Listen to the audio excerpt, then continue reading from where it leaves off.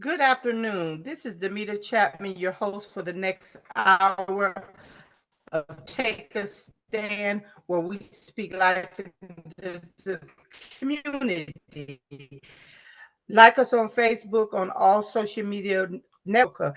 Let me tell you this. Anything is said today is the opinion of the host and guest and not the show producer. Uh, I'm looking forward to having these young men. I'm gonna call them young men today on the show, and we're gonna be talking about this election and how important it is. Again, my name is Damita Chatman.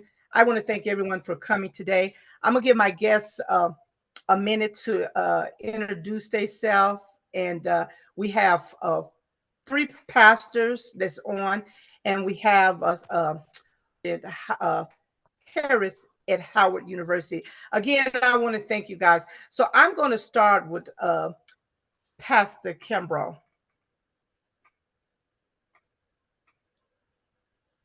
Hello, I'm Walter Kimbrough, a retired United Methodist pastor, having retired 18 years ago as I served the Cascade United Methodist Church in Southwest Atlanta. Thank you. Pastor Durley. I'm Gerald Durley. I'm as contrasted to my good friend Walter Kimbrough. I'm not retired, I'm rewired. I'm the rewired pastor of Providence, former dean of Clark Atlanta University and the Morehouse School of Medicine. Thank you. Dr. Jackson. I'm Dr. Stephen Jackson, and I'm actually the retired principal emeritus of Dunbar High School, which is the first African-American high school in the country. And also a graduate of Howard University and a classmate of Kamala Harris. Thank you guys for coming today. We're gonna dive right into this, and we're gonna be talking about Rodney Fowler. Oh, I'm sorry, Rodney. See, you come on, Rodney. Why did you stop me? Come on, Rodney. Greatness, and so it's a pleasure to be among my mentors. My name is Rodney Fowler, and I am a retired Fulton County government employee. 28 years with Fulton County courts, and I love living out the mailbox, as they say. All right, thank you so much. Thank you so much. I want to thank all you gentlemen for coming on today. Let's just dive right in. And you're hearing so much controversy about the vice president being the first Black woman of these United States of America. Pastor Durley, I'm going to get with you first. Tell me, how do you feel about that?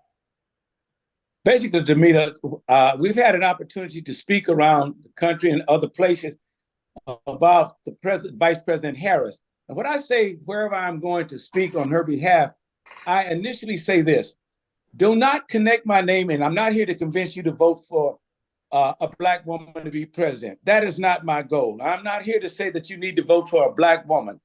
And the people raised their eyebrows. I thought he was coming in to promote a Black woman. I said, no, I'm here to talk about two candidates, and I want to look at the qualifications of the candidates. Now, when you look at the qualifications and you put the qualifications up to each one to the other, then you look at the differences, and we all on the call, and most of your listeners and viewers, they know the qualifications between the two candidates. Oh, and she happens to be Black, and she happens to be a female.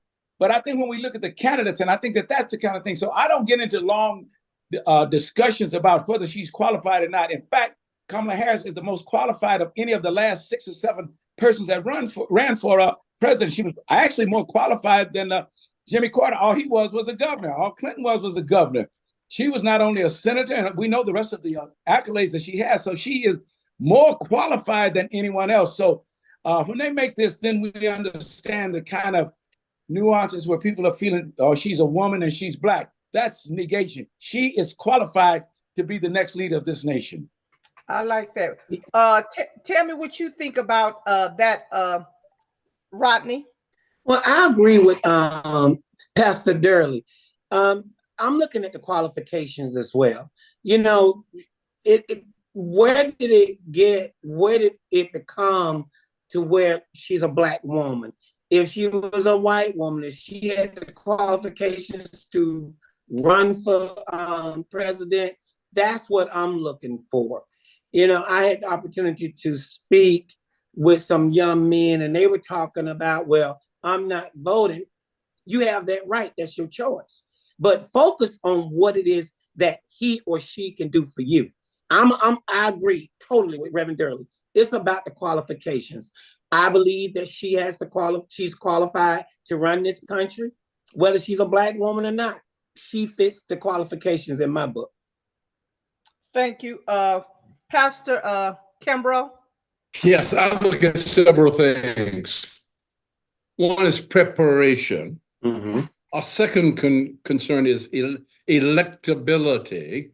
Mm-hmm. And then what speaks to me loudly is that Vice President Harris prepared herself academically, having matriculated at Howard University in Washington, D.C., and then went to law school at the University of California at Berkeley, the flagship school in California, and did exceptionally well.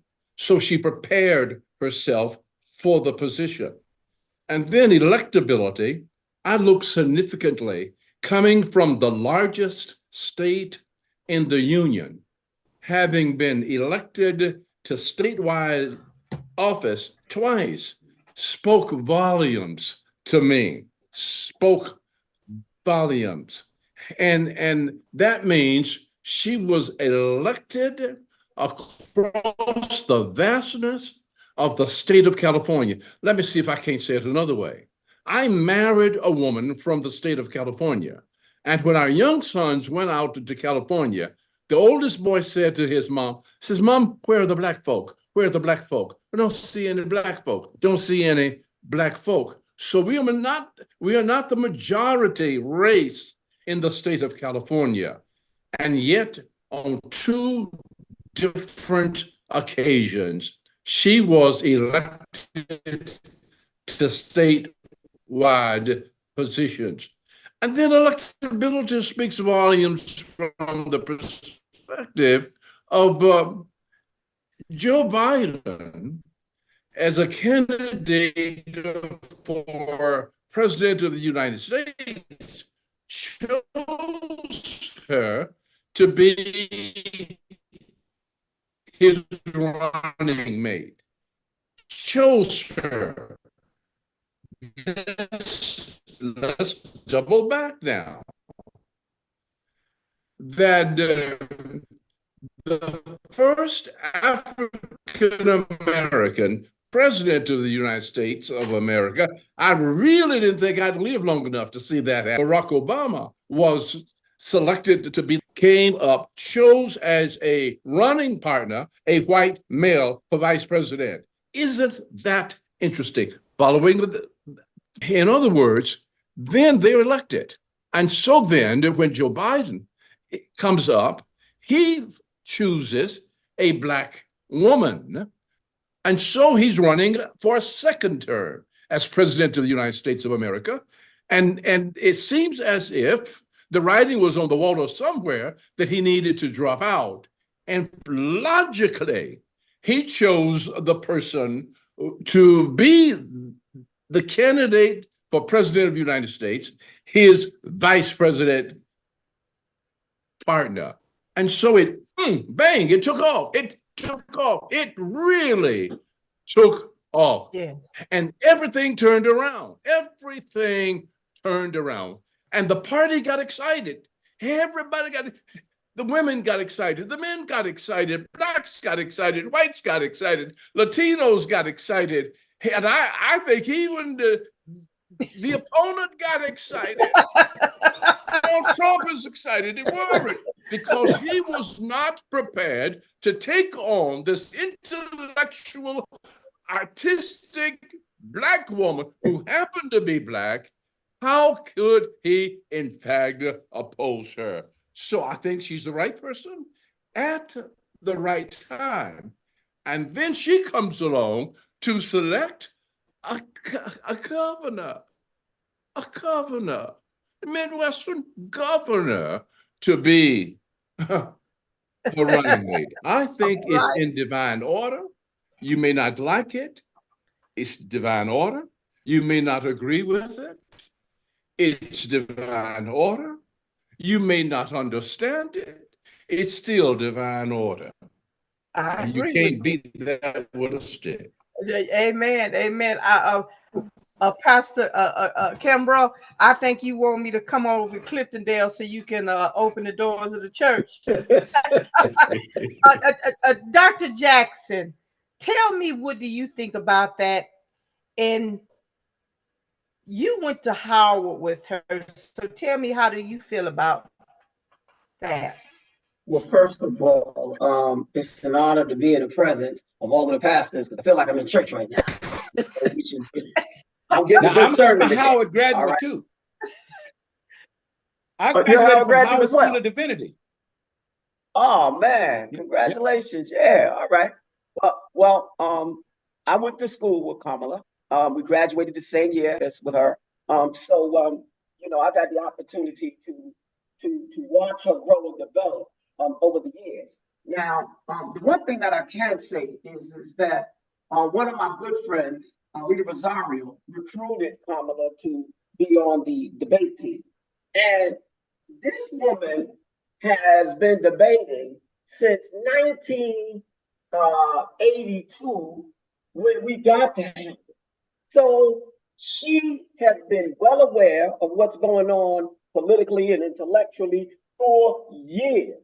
She is not only well prepared, but she has been astute in terms of knowledge and information relating not only to people of color, but relating to issues that have to do with politics and other areas. Now, the one thing that I can honestly say is that Kamala has, she's very honest, she has integrity. In addition, she's very compassionate and she's a people's person. More importantly, she's a visionary. All right. In other words, she has a real plan, unlike the person who is running against her. So you might say, well, Dr. Jackson, what do you know about Trump? Well, let me tell you about Trump. I'm from New York, and when I got out of Howard University, me, Sister Soldier, the press, and other people in the community used to protest against Trump and Rudolph Giuliani, who was the mayor, put in place the stop and frisk, where they were stopping and frisking black men as well as Latino men. Trump, I've known him since I was a child, meaning not personally, but I've known about the antics that he and his father did back in the 70s when they were preventing black people from moving into their housing units that they had in New York City. They wouldn't even hire them. So I remember him as a child, and I grew up in South Jamaica, which is literally about 1.5 miles to 2 miles from where he grew up in Jamaica State. So me knowing this man and knowing what he has done to people of color in New York City at that particular time, I have a personal experience because we protested against him almost on a daily basis, especially when he went against those young brothers with the Central Park Five. Yeah. I mean, we had major against this man. So I know about him and what he did in terms of people of color, but more importantly, I know about Kamala Harris in terms of her record, because I went to school with her. All of us who went to Howard kind of know each other because we were on the yard all of the time. So we've seen each other, we talk to each other. We've had experiences that some people may not have had because we kind of were like close on campus, in terms of the student body. So all I'm saying is that she is a visionary and she is well equipped. And like you said, Pastor Girl, she is well equipped to take on the role of presidency because she is more knowledgeable than all the previous people who took over the presidency. And I dare to say that as a woman, she is highly organized, more so than many of the men who were in position. And so with black men, we have to realize that we have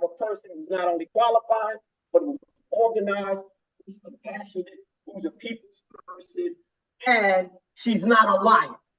Unlike actual So all right. Let me ask, and I'm gonna ask each one of you guys this question, and you give me a short answer. Because you know I can sit here all day and talk about this. This is what I love to do. I love to talk politics. Let me ask you this. I read something this morning that the former president had put out, and he says, and it was I think it was on one of the media outlets. All the black men is for me. They're not for Harris. Pastor Durley. Well, first of all, You've been on. You've been on in conference. fact, yesterday I met. I was at a place here on Central, West Mitchell Street Central Church, and this whole thing. We have to be careful about one word during this election, and that is distractions. The opposition is masterful at distractions. They will use a dog. They will use a cat. They will use even black men. Now, we've all had conversations with black men, and I bet those four of us on this call today, we've not run into where a lot of black men are talking about they're not going to vote for Kamala Harris. Black men, by and large, they've raised the kinds of questions, but I have not run into that pocket. I've seen some of where they're totally opposite to against Kamala Harris. Now, there are black folks, there are black men that we've had it since slavery time that will take a check to go on TV and put on a mega hat and sit behind somebody and pick up $200 or $300. Some brothers told me, man, if he gives me $300 to $500, I'll say anything he wants. I'm not going to vote for Trump.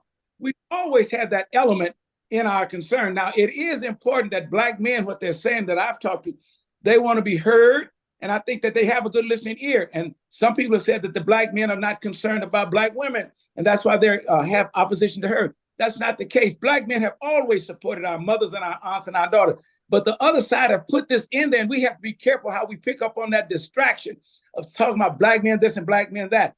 Statistics show that after black women, black men are the #1 supporters in the campaign.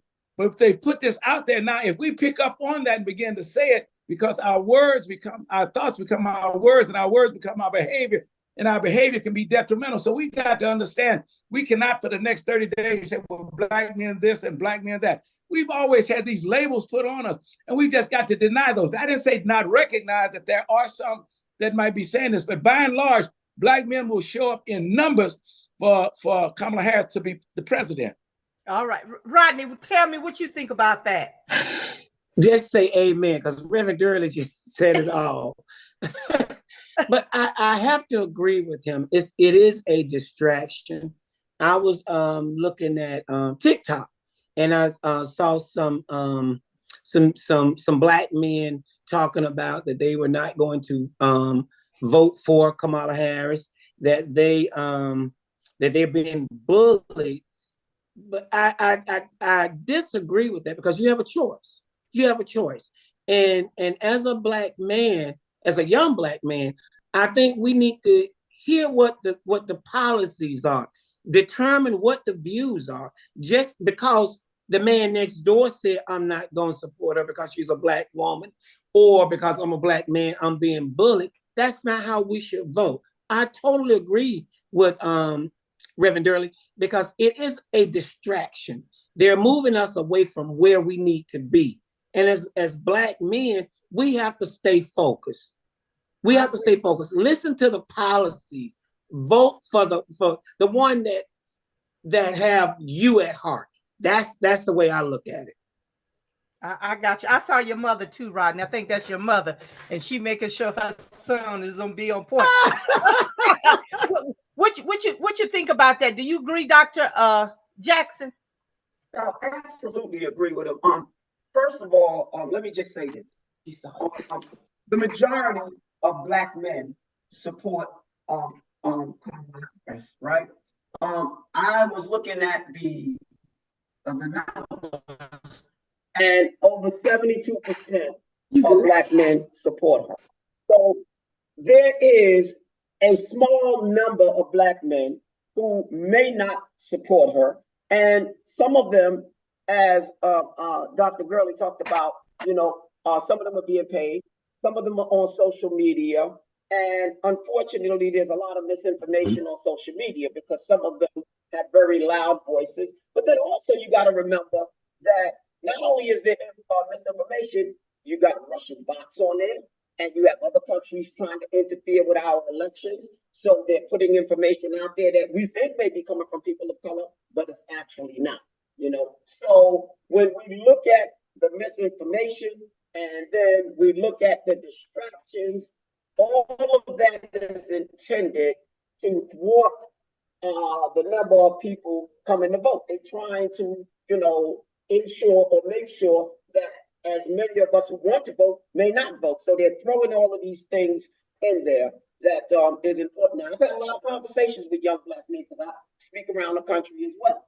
And I talk to them and I have real conversations with them. And then I pose different questions, especially for those who may not be knowledgeable of, the history of certain people, including Trump, because I talk about his history and I talk about what he's done. And then I talk about Project 2025, because that's important. These are the policies that they're trying to push that will hurt you. So if he's talking about immunity for police officers, how do you think that will affect you as a Black man? Dr. Jackson, don't get into my questions. I'm sorry. Look, I apologize. Look, I just met Dr. Jackson, I think last year, and so he's a good person. Great person, but I don't want you to take over my questions, okay? Because I see you're a principal. What you think about that, Pastor Kimbrough? Well, a lot of things are coming in my mind, in my spirit at this point. Donald Trump is teaching the people to mispronounce her name. Her name is not Kamala, it's Kamala. And we listen as if he's correct, and he's very incorrect. That's A. B, I raise a question. Where would we be as a race if it were not for Black women? Let me be very specific and personal at this point. Where would Walter Kimbrough be right now had it not been for Black women? You wouldn't be born. Follow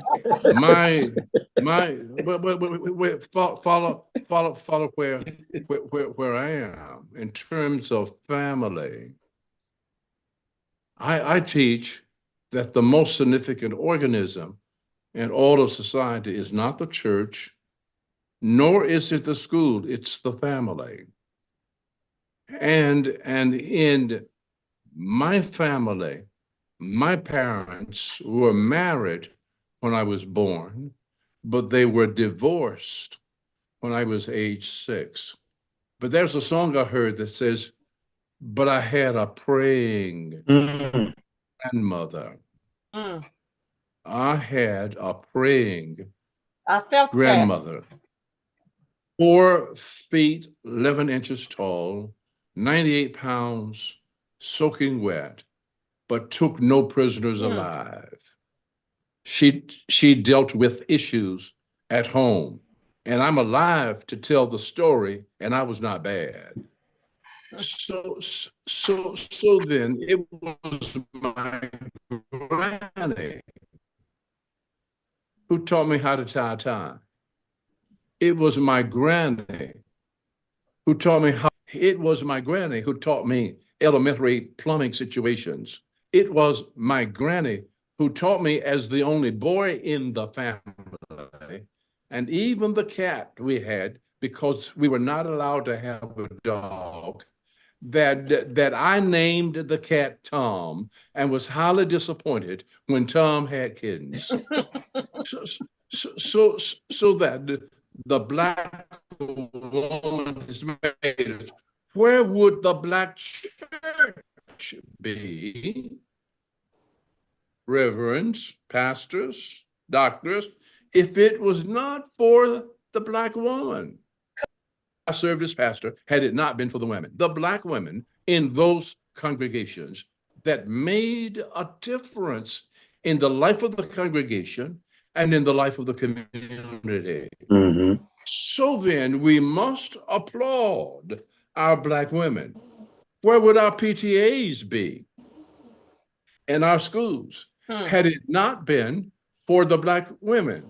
I'm excited now that our grandson in New Orleans at St. Aug High School is in a school as a 10th grader where his only non-male teacher is a female who teaches math at the last period of the day. Every other instructor in his high school, 10th grade, is a Black male. And the head basketball coach visits all of their classes of the basketball players.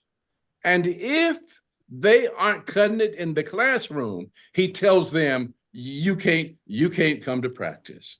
I'm excited about that because they're getting something in that institution that's transforming boys into men. And so many of us in our homes are raised by women. Walter Kimbrough is one of those. And yet in my married life, I have flunked marriage. Hear me clearly. I flunked marriage because I'm still with my first wife. And come December the 20th. Well, I'm gonna give you an A on that because see, folks don't be married 65 seconds. You talking about 65 years. Let me ask you a question. Let's talk about Project 2025. How important it is, and I think they're trying to get us off of that message. I'm gonna start with Rodney. Give me 1 minute, because we give me 1 minute. Let's talk about Project, how important that is to the whole world. I'm sorry, repeat that again. Tell us in your words how important Project 2025 is to America. Just not Black folks, America. Oh, it's very important. What's in, and I'm not too familiar with it because a lot of the stuff that I see, I'm reading up on it now, but I do believe that it's important to all of us. From one, oh, I'm sorry. One of the issues I do believe is they're talking about the voting. So I'm gonna pass that along to Reverend Durley because I know. Okay. I'm gonna give you this one. Do you think Project 2025 will help? I'm gonna bring it home since you work for Fulton County. Okay. Do you believe folks in Fulton County should be paid overtime if they work anything over 40 hours? Of course. Okay, Project 2025 want to cut overtime out. Yeah, listen. Yes, if you're working over 40 hours, and you, especially in Fulton County, in the courts, you don't need to pay taxes on that overtime. You deserve that. Our system, our court system, yes. Compared to that, yes, ma'am. Okay. Pastor Durley, what you think about Project 2025? Let me explain Project 2025. That is the name that we're calling it. The real name is the Authoritarian Playbook. I like that. That's the official name. Project 25 is the nickname. The official name is the Authoritarian Playbook, and the foreword was written by J.D. Vance. They've been working on this for at least 22 years now. Next, what they've done, 18 people that work for Trump were many of the authors of this. Now, what we've got to understand why this election is so important. This is not about Democrats nor Republicans. This is not about Harris nor Trump. These are puppets. We've got to keep our eye on the puppeteers who are controlling the puppets. Mm-hmm. Donald Trump is an orange-haired puppet. Kamala is a puppet. Obama was a puppet. I'm not trying to be a conspiracist. In Russia, Putin is controlled by the oligarchs. They are the puppets. In Venezuela, the puppeteers are running it. In China. So now this election is important because those that have written the authoritarian playbook, their goal is to get rid of democracy as a whole and take over a nation. When Bannon went to jail, Bannon raised his fist and said, Trump is a moderate. Wait until we take over. So now that all of this is going on. So they sent up a test balloon to see could they really implement Project 25 this year. So they tested it on January the 6th. They went into the heart of the most powerful country in the world and even threatened to hang the vice president. They tested it. It didn't work. They knew that they could get it with Biden. So what did they do? They put J.D. Vance in that spot. They put Vance in that spot. Young, dumb, 39-year-old, been in Congress one, and he would get in there if they were running against Biden, and then he would pardon Trump. Trump would have a phony heart attack, and then he would be in there. But look what they would do. The Project 25 says we're going to change the entire education department. We're going to get rid of that. We're going to get rid of the Social Security. We're going to get rid of the justice system. They got 6 of them on the Supreme Court. They'll have all 9. Therefore, there would not be term limitations to be the president. This is about control now from the puppeteers. So consequently, this whole thing now, it didn't work when Biden got out and Kamala got in there. That changed everything. So now they're backing up. They're trying to do a lot of distraction for the vote. The reason this vote now is so important, it will slow down what they feel is the inevitable. Slow down the inevitable. What is the inevitable? America is only 249 years old. Look at the great empires. Rome, the Roman Empire, the Grecian Empire, the German Empire, and the greatest one of all was Great Britain. Great Britain controlled 31 million miles around the world. It was the greatest empire, and it imploded. America now is imploding because it's not taking care of its overtaxation of the people. It's not taking care of this. So Project 25 is the authoritarian playbook to do it. So that's why it's important. This election, when we elect Kamala Harris, it will slow it down. They will come back another way. So that's why it's important that we vote this time to put a wrench in the program that they put together. We've got to look at the people who are in control, not those that have been controlled. Even during slavery, and then I'm through, during slavery, we had the Ku Klux Klan and the slaves fighting each other, and the people in the North, the industrialists in the North made all of the money. And right now, those who are controlling the puppets, they're the ones that are in control. And that's what Project 2025 is. Go down through all of the 18 points that are listed. It's all about taking over control of.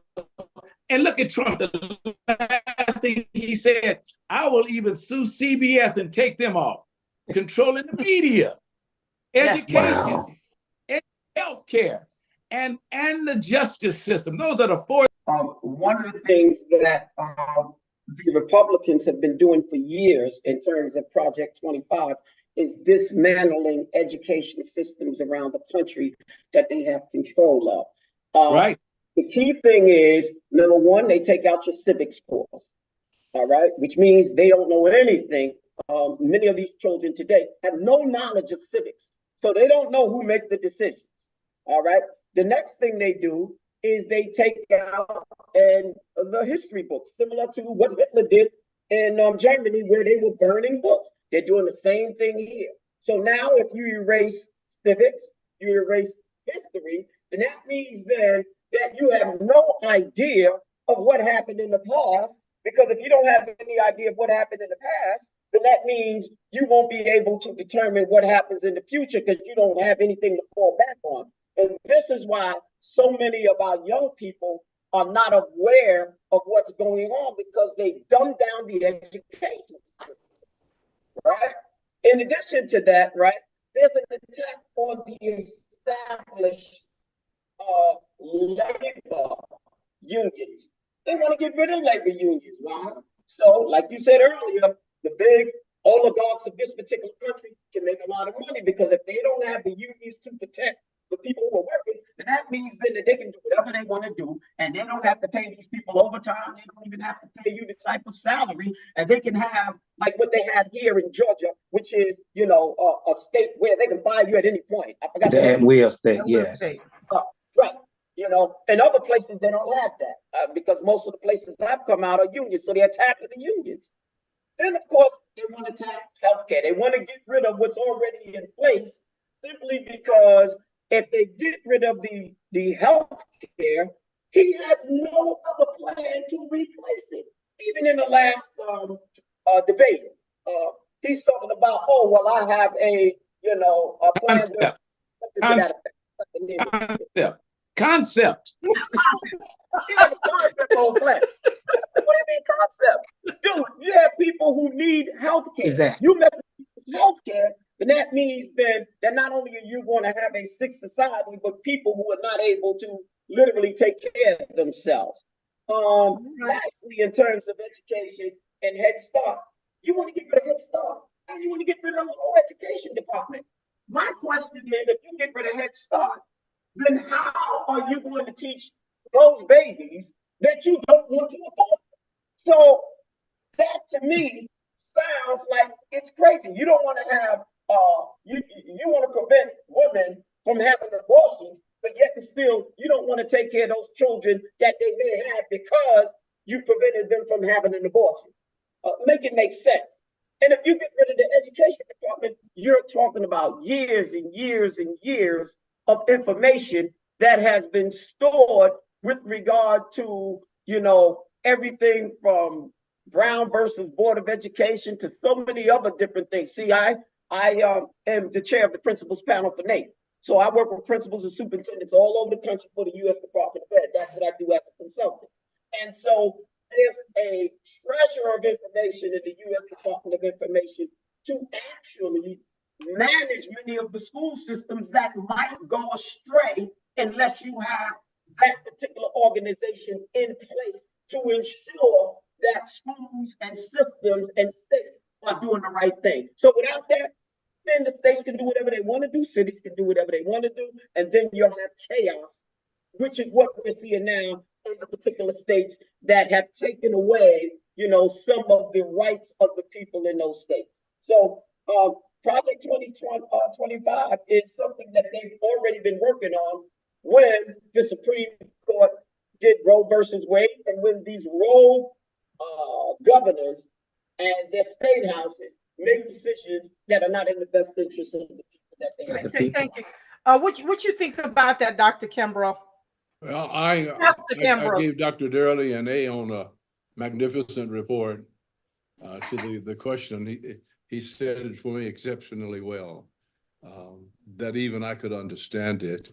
And the only other place where I would have placed emphasis is from the Supreme Court ruling on immunity for Donald Trump, which is dangerous indeed. There's no telling what he would do or would not do if he's elected on the 5th of November. So I'm concerned, and my frat brother in Alpha Phi Alpha fraternity, he keeps that big A-Phi up in my face, but I know a little Sorry something about that, but I think we've covered it. Okay. Let me ask you a question.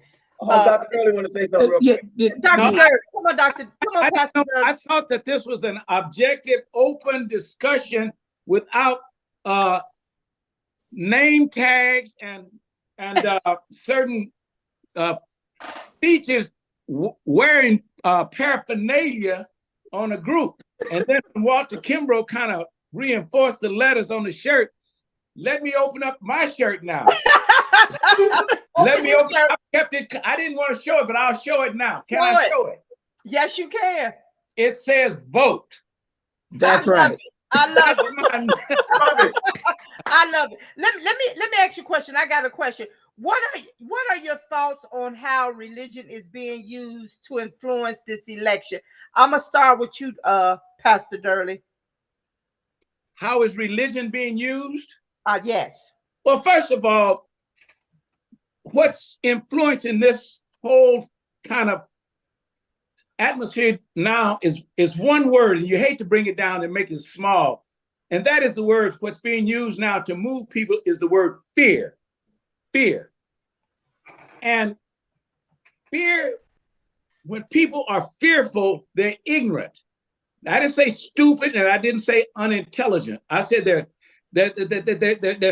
ignorant, meaning I don't know. So when I'm afraid, for example, if you say you're afraid of flying, you're not afraid of flying, you're afraid of falling and crashing. Flying doesn't kill you. You're not afraid of the dark, you're afraid of what you think might be in the dark. So when you got fearful people and you use fear, you breed ignorance. And when you breed ignorance, then you can manipulate and control people. Trump is using fear to fuel ignorance, and therefore he can manipulate. Now, in religion, a lot of times, and I'll confess, we use fear.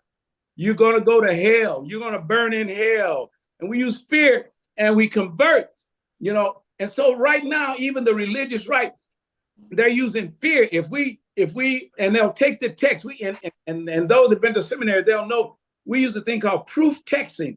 We learn to take one text and preach down one side and take the same text next week and go to the other side.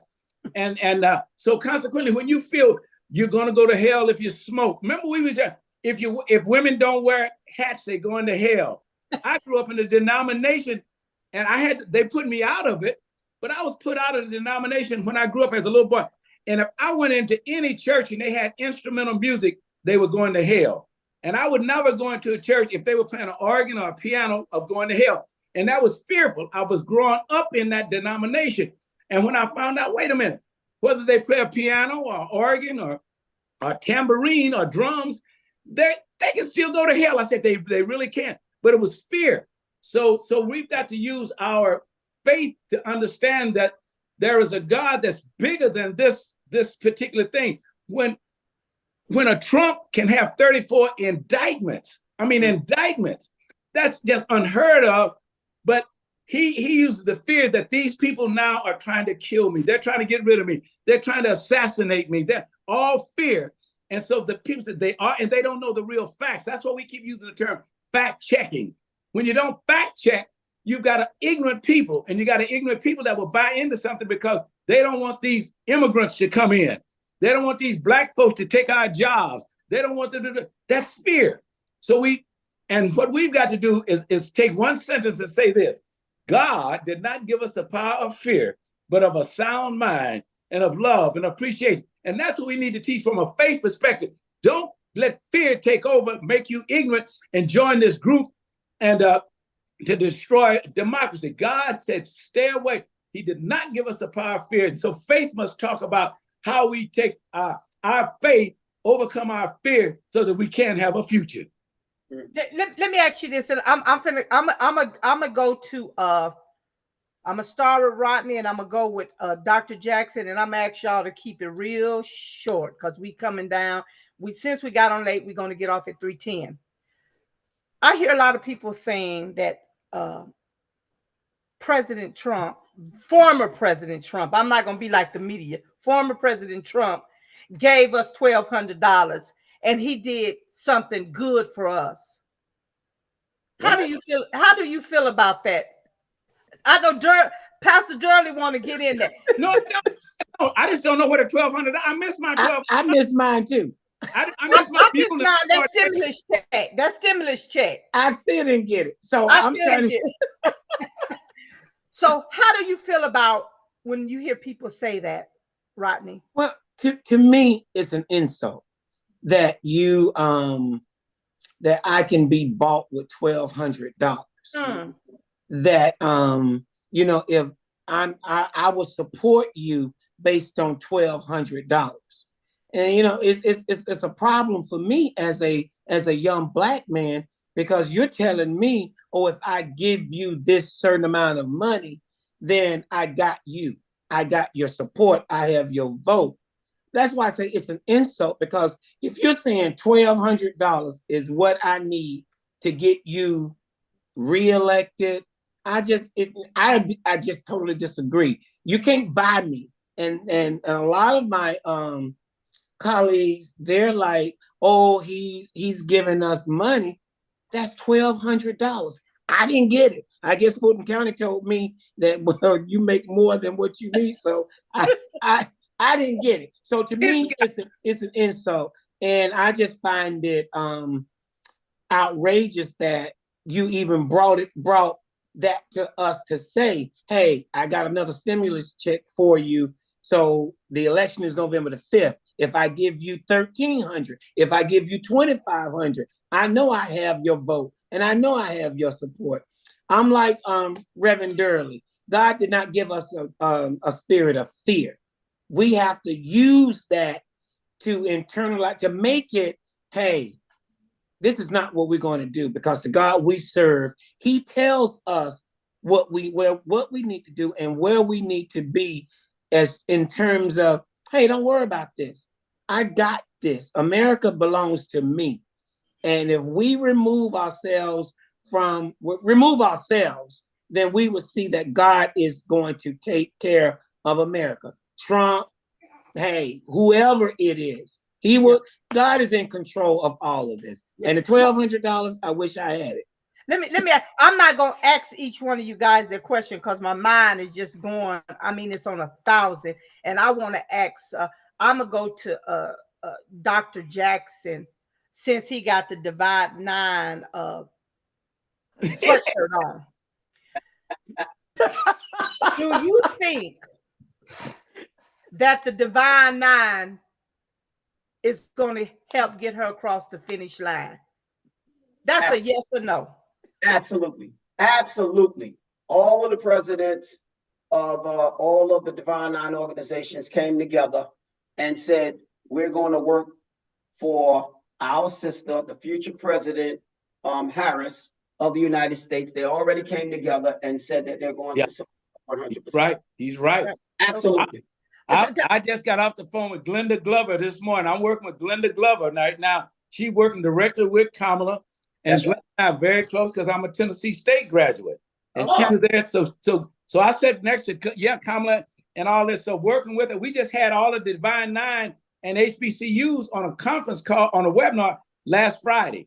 And the Divine 9 is powerful. And it bothers me that they say that the Kappas are leading the Divine 9. That bothers me. Okay, let me ask you this, Pastor Durley. Since I'm not gonna ask you. I'm gonna ask Pastor Kimbrough this. Tell me, I'm counting these votes right now. I'm looking at all for you gentlemen. I'm counting the votes right now. If we had to take the votes right today, how many Divine 9 votes that we would have right now? Will we have 100,000 or 50,000? I don't have an idea. But you know we're gonna have a lot, right? I don't have an idea. Anything would be speculation. Exactly. Okay, I take that. Okay, since we would Dr. Kimbrough, let me ask you this, Pastor Kimbrough. We talk about what's taking place on the local level, the state level, and the federal level. How do you think Vice President Harris is going to help to get not only the immigrants, but help the Black and white folks that's living under these bridges? How do you think she's going to help solve that problem? Well, I think what we have going for us with our candidate is the best of everything. And we'll make a serious mistake if we fail to vote for Kamala as our next president. Personally, let me see if I can say it another way. Trump is a pathological liar. For example, I remember when he invited the HBCU presidents to the White House. It really was for a photo op. They got nothing out of it. But he's saying that he has done more for HBCUs than anybody else. My son, who spent 17 years as an HBCU president, said he's lying. He has not done what he said he has done. So I don't know. I really don't know. Somebody that knows more than I do need to speak. I really don't know. Okay, what I'm gonna ask. Well, that same question that Walt was alluding to, and you know, and like his son, you know, I spent 6 years as dean at Clark, and then I dean at Kamala School of Medicine, so I was in higher education all those years. But what's more important, the real thing that Kamala brings in one word that's different than Trump is that she is sensitive to those people. She at least knows where the void of that. And you can start to make a change in your administration when at least you're sensitive to that need. Trump is not sensitive to the bridges that you just asked about and the poor levels and all of this. There are two different schools of thought there. She starts with the understanding and recognition that there is a solution. Thank you. What you got to say, Dr. Jackson? I think that the major thing for our future President Harris, and I'm saying that to bring that into existence, is that we have somebody that is honest, that has integrity, that has compassion, you know, that's a people person and a visionary. And I do believe that not only be very supportive, but more importantly, put programs into place to help those particular people who may need the most help, including those who are homeless. She already talked about, in terms of her opportunity agenda, by ensuring that new homeowners get at least $25,000 to get a home, to help out people in order to not only move the economy, but help the average American. So I believe that she will put, you know, a federal program in place that will be able to help those particular people who are struggling, who are living under those bridges, who are homeless, because there's not enough of that right now. Okay. Well, let me say this before we go. We got 7 minutes, and what I'm going to do is I'm going to start with Pastor Kimbrough, and I want you to tell the folks. I'm gonna give you 2 minutes, a minute and a half, Kimbrough. I want you to give me a sermonette, not a whole sermon, a sermonette, and I want you to tell the folks why we should support Vice President Harris. I'm delighted to do that. I call this the introduction to the sermon, and that an introduction is not the whole house, it's just the porch, and the porch leads up into the house. I think that we need to support Kamala Harris as our next president, simply because I am so excited. For the very first time in my life, at the age of 84, I have an opportunity to vote for an African-American woman as president of the United States of America. And how it was that I was able to vote for the first African-American man as the president of the United States of America, to the extension that my grandson was born on November the 4th, 2008, when Barack Obama was elected president.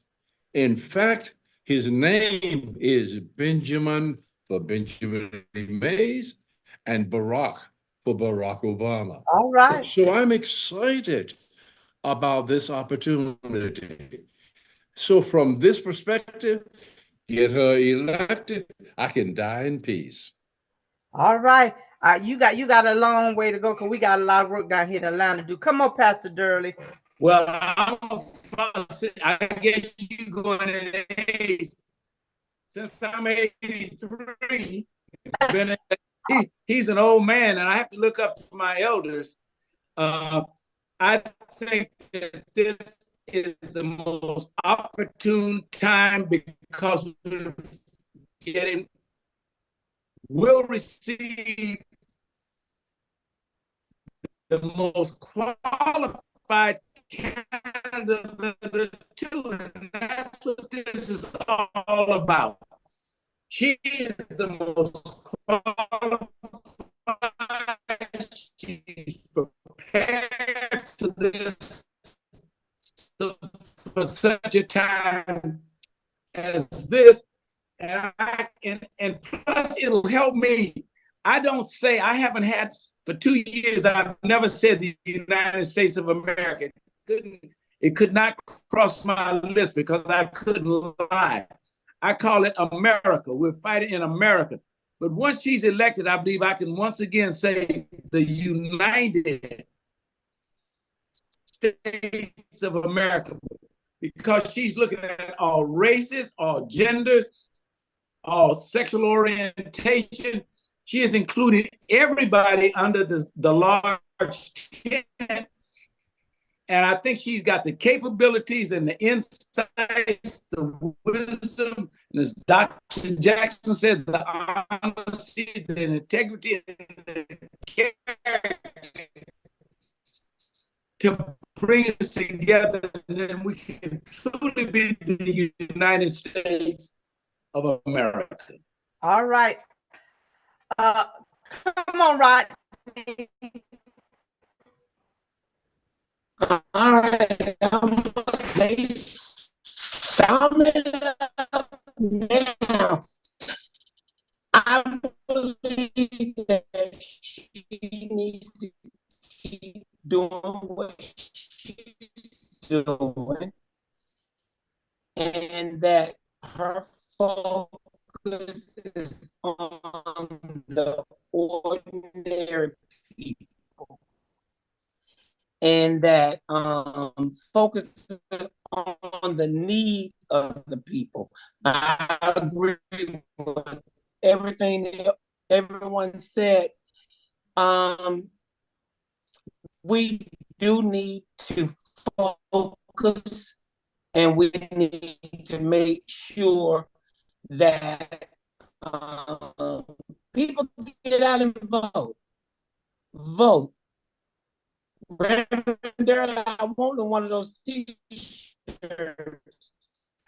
So we just need to get people out to vote. That's it. I want one of them t-shirts too. And I come and get it today. Come on, Dr. Jackson. Well, listen, they have actually said everything that needs to be said. The only thing that I can say is I think it's time for a woman president to come in and organize not only the White House, but the country.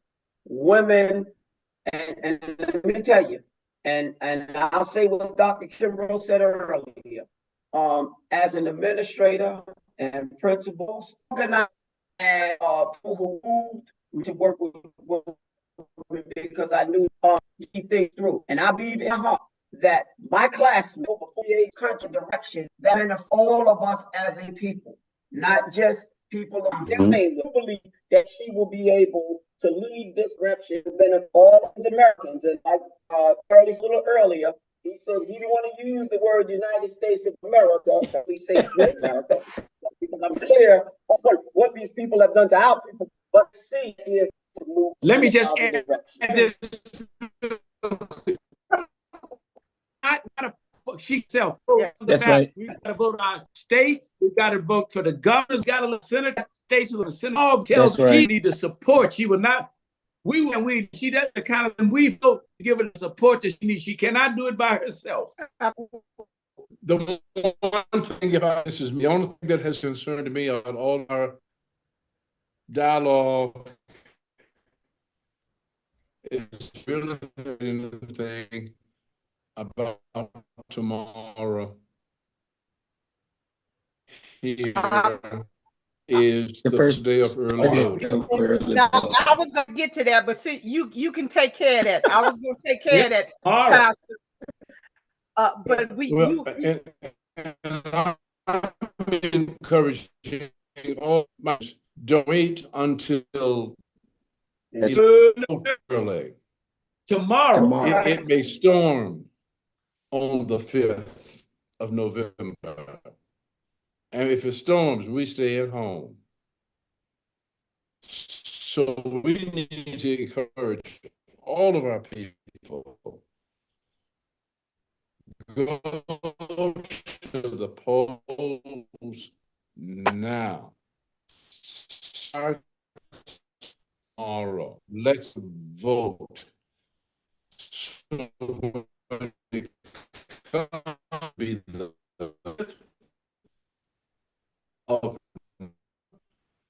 we ought to be at least 90%.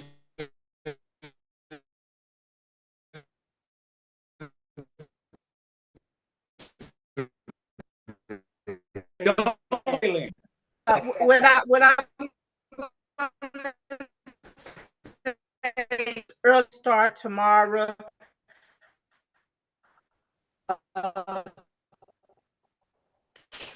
Your vote. I'm going to cast my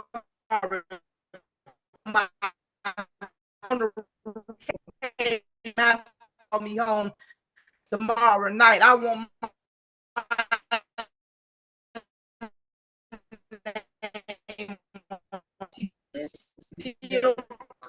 name. That's right.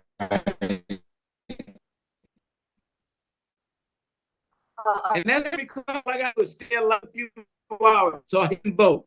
I'm going to cast mine out tomorrow. Look, I want to begin with